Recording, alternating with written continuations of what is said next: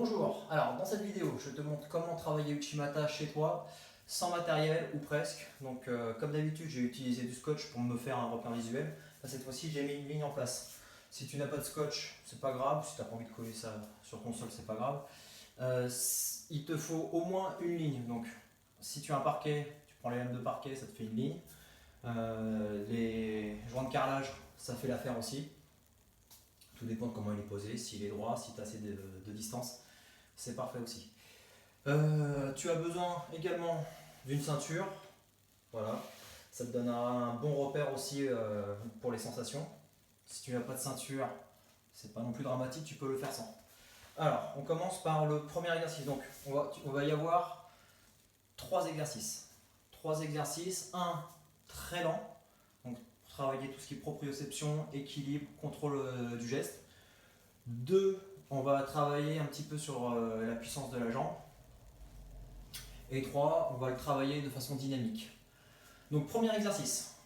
Là, on va attraper la ceinture. Donc la ceinture, on va écarter les mains en fait de la largeur des coudes. Donc si j'ai mes coudes au niveau des épaules, je plie mes bras à 90 degrés. Là, ça me donne une certaine distance. Donc je conserve cette distance-là.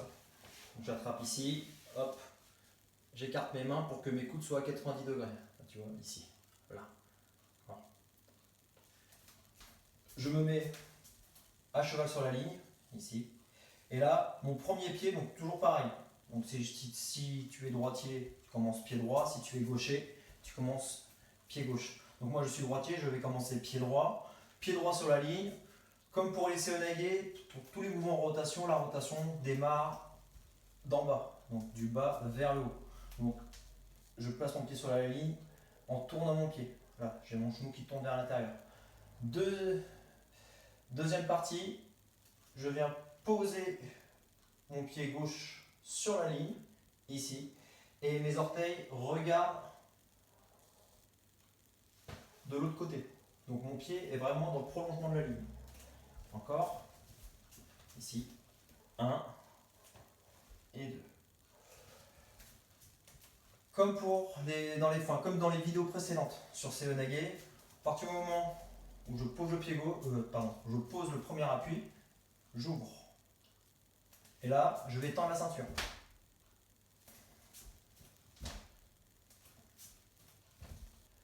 Le repère, c'est que ma ceinture doit être à peu près au niveau de mon nez. Là. Très proche. L'idée, c'est d'avoir sentir une contraction au niveau des trapèzes derrière. Là, 1, 2, je contrôle. Je libère la jambe droite et je la lève derrière moi. Pointe de pied tendue, le plus lentement possible. Et je recommence. Ici, 1, 2, je tourne, je lance ma jambe le plus lentement possible et le plus haut possible. Et ici. Et je reviens. Encore. Droite, gauche. Je lève la jambe droite. Pendant ce temps-là, je descends la tête. Ici. Et je descends le plus bas possible. Alors, très important, avant de faire cet exercice, de vraiment lancer la jambe, je te conseille vivement de t'échauffer pour éviter de te blesser au niveau des ischios. Là, si tu lances trop fort, trop tôt, là, tu risques de te blesser, ce serait dommage. Deuxième exercice, même principe. Là, je pars pareil, sauf que je vais aller un peu plus rapidement. Donc dès que j'ai posé mon pied gauche, ici, au moment où je lance ma jambe, je vais sauter vers le haut. Voilà. Droite, gauche, et je saute. Droite, gauche, et je saute. J'ai toujours les mains écartées. Droite, gauche, et je saute. Droite, gauche, et je saute. Toujours la jambe tendue, pointe de pied tendue, et je saute. On part pour 5 répétitions. Allez, 1, 2, 3, 4 et 5. Troisième exercice. Donc là, on peut essayer. Alors ça, le troisième exercice, tu peux le faire si tu as de la place. Moi, je vais le montrer doucement, mais je ne vais pas vraiment le faire parce que j'avais pas assez d'espace. On va faire à droite et à gauche. Donc, je lance droite. Quand j'ai reposé, j'enchaîne gauche. Ici. Là. Je vais partir un petit peu plus loin du mur. Droite. Gauche. Ça demande de l'espace. Si par exemple tu as un jardin, si tu as la chance d'avoir un jardin ou un grand balcon ou un grand salon, tu peux le faire. Voilà. Comme pour les CE, fais attention au sol. Je te conseille de ne pas le faire en chaussettes pour être bien stable et éviter de glisser. Alors, j'ai oublié quelque chose d'important.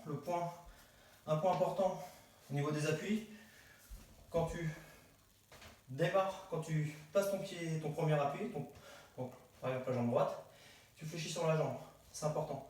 Pourquoi? Parce que si je ne fléchis pas la jambe droite, si je suis jambe tendue, quand je vais placer mon pied gauche, je vais avoir du mal à le poser sur la ligne. La jambe m'empêche de passer. À partir du moment où je fléchis la jambe, ici, mon pied passe tout seul. Là, jambe tendue. Là, si je veux poser le pied sur la ligne, c'est pas facile. Ça me demande beaucoup d'efforts. Là, je fléchis et ça passe tout seul. Dernier point important, va poser ton pied le plus loin possible. Donc, droite, le pied gauche, je vais le poser le plus loin possible. Ici. Ça va me forcer à fléchir sur mes jambes, là, et à aller chercher le plus loin possible en profondeur. Ici. Encore. Je fléchis bien, je pose le pied le plus loin possible. Là, je suis bien bas sur mes appuis. Ça m'oblige à repousser. Encore. Là. Et là.